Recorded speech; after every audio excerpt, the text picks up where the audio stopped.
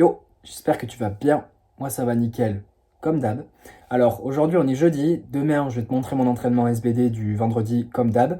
Mais là, pendant que je parle, je vais te montrer un petit peu, je pense, les exercices accessoires que je fais le samedi. Alors, mes entraînements en ce moment, c'est 4 entraînements axés power dans la semaine et un entraînement axé exercice accessoire, hypertrophie, exercice d'isolation le samedi. Donc, le lundi, c'est squat bench. Le mardi, bench deadlift. Le mercredi, squat bench et le vendredi SBD. Donc jeudi et dimanche de repos et le samedi je fais souvent des exercices accessoires parce que j'ai l'impression d'avoir identifié que j'ai un point faible chaîne postérieure donc sur les fessiers et du coup c'est pour ça que le samedi je me suis rajouté un exercice d'extension de hanche qui taxe très très peu le bas de mon dos.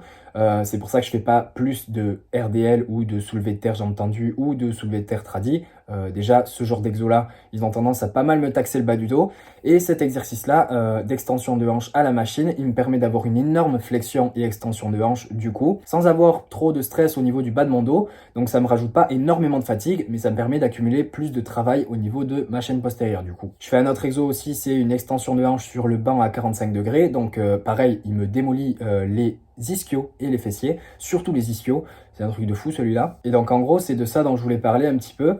Je pense que genre il y a plusieurs manières d'arriver à son objectif et du coup par exemple dans mon cas l'objectif c'est de devenir plus fort. J'ai quand même envie de continuer à développer un petit peu mon physique, surtout les points qui ne sont pas vraiment travaillés sur les powerlifts, c'est-à-dire deltoïde médian, donc le côté de l'épaule, les biceps. Et les biceps, par exemple, j'ai tendance à les avoir en point faible parce que moi, quand j'ai commencé la muscu, je détestais faire les bras. Genre, je les faisais jamais, jamais, jamais. Je me disais, non mais c'est bon, je fais des tractions, je fais des pompes, j'ai pas envie de faire les bras. En fait, ils sont déjà travaillés indirectement. Sauf que quand tu accumules les années, après, ça prend du retard, tu vois.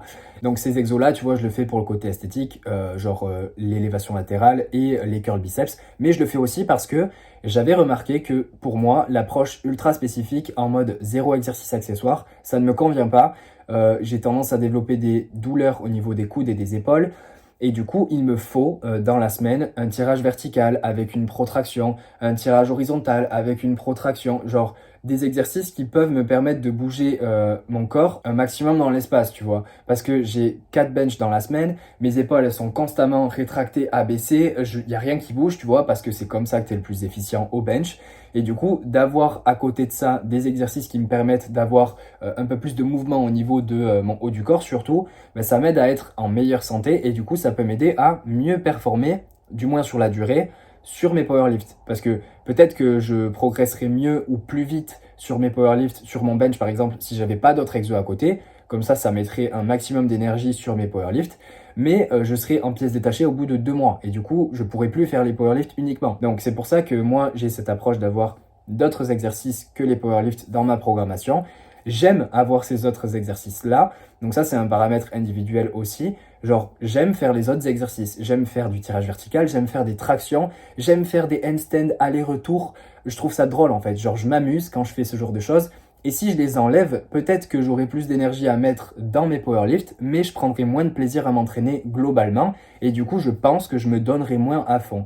Donc ça, l'adhérence aussi, c'est un paramètre qui est hyper important si tu te fais ta programmation. Si tu as des exos, tu les mets et c'est pas en mode cet exo, il va me mettre 10 kilos sur mon bench, mais tu te dis, cet exo, j'adore le faire et je veux le garder, continue de le faire, tu vois, parce que l'adhérence, c'est quand même hyper important, je trouve. Parce qu'en ce moment, il y a pas mal de personnes qui mettent, du coup, on peut avoir un bon physique en faisant de la force, ce avec quoi je suis totalement d'accord, mais ce n'est pas parce que tu peux avoir un bon physique en faisant uniquement de la force que il faut faire uniquement de la force pour avoir un bon physique, tu vois. Tu peux totalement rajouter des exercices accessoires si tu en as envie, si tu aimes les faire. Et je pense qu'il y a les exos qu'on utilise en force, surtout chez certaines personnes qui sont pas les plus intéressantes pour de l'hypertrophie. Je prends mon exemple surtout, je fais du bench avec un méga gros pentage.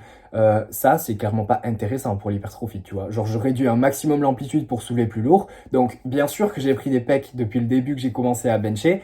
Pourquoi? Parce que je fais du bench 4 fois par semaine et que j'ai 20 séries par semaine au niveau du bench, tu vois. Et que je m'entraîne à tous les entraînements avec des intensités relativement élevées. J'ai minimum à chaque séance du RPE 7. J'ai des fois du RPE 8 et j'ai des séries de 6, 8, 10. Tu vois, ça peut m'arriver d'avoir des séries de 10 au bench. Donc c'est normal en fait que je développe mes pecs en faisant ce genre de choses. Mais c'est pas parce que j'ai développé mes pecs en faisant ce genre de choses qu'il n'y a pas d'autres moyens plus efficient ou au moins aussi efficient pour développer ses pecs, tu vois. Encore une fois, autre exemple, pour moi, soulever de terre sumo, j'ai une stance méga écartée, je réduis l'amplitude au maximum pour pouvoir soulever le plus de poids. Est-ce que c'est le plus intéressant pour l'hypertrophie? Selon moi, non. Parce qu'encore une fois, le soulevé de terre, c'est l'exemple parfait pour ça.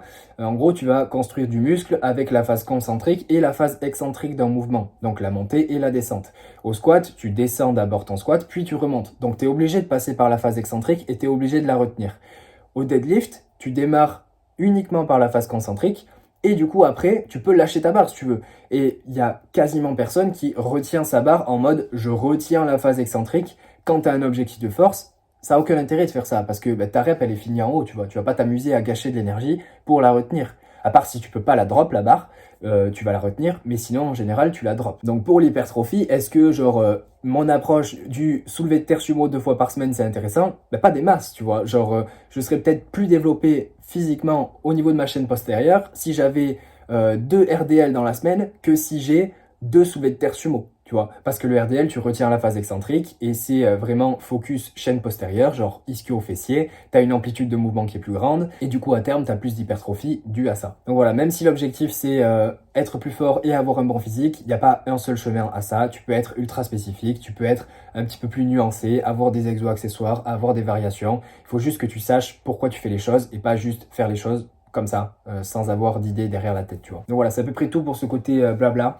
Je vais te montrer directement le SBD de demain, du coup.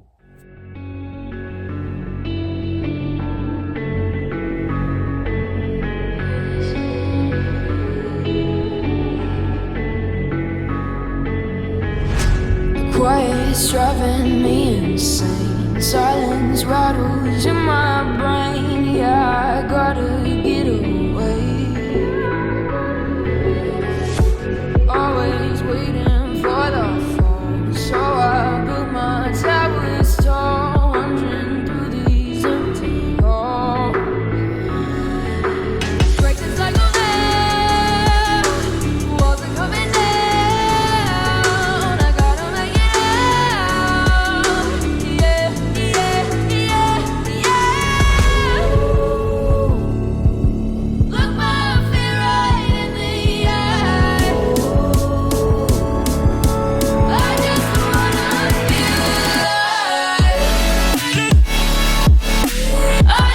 wanna feel alive. I just wanna feel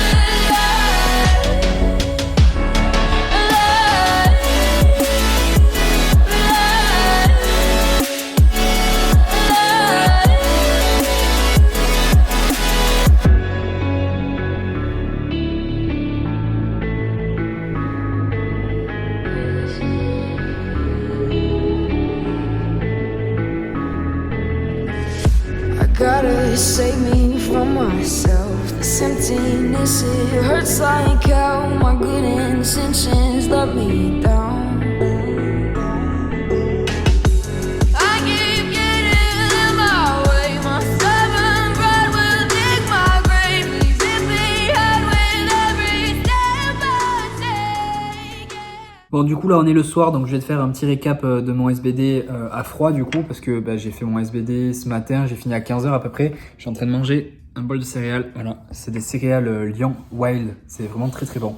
C'est pas les Lion basiques, tu vois, c'est Lion Wild, du coup. Donc c'est hyper bon. Alors, concernant mon squat, je pense que j'ai pas besoin de le préciser. Je suis excessivement content. Voilà, 200, c'était une barre que je voulais passer depuis un moment. Surtout, la passer à ce RPE, c'est vraiment hyper cool. Déjà, quand je l'ai déraqué, je l'ai senti bien, tu vois. Je me suis dit, putain, j'ai l'impression que c'est léger, je suis à l'aise, ça va bien se passer. Ça s'est bien passé, donc voilà, écoute, j'ai pas grand chose d'autre à dire dessus, je suis hyper content juste. Ensuite, j'avais un back-off x6, j'ai fait à 160, ça se passait hyper bien aussi. Donc, ce matin, j'ai déjeuné un peu plus salé que d'habitude, j'ai bu un petit peu plus aussi.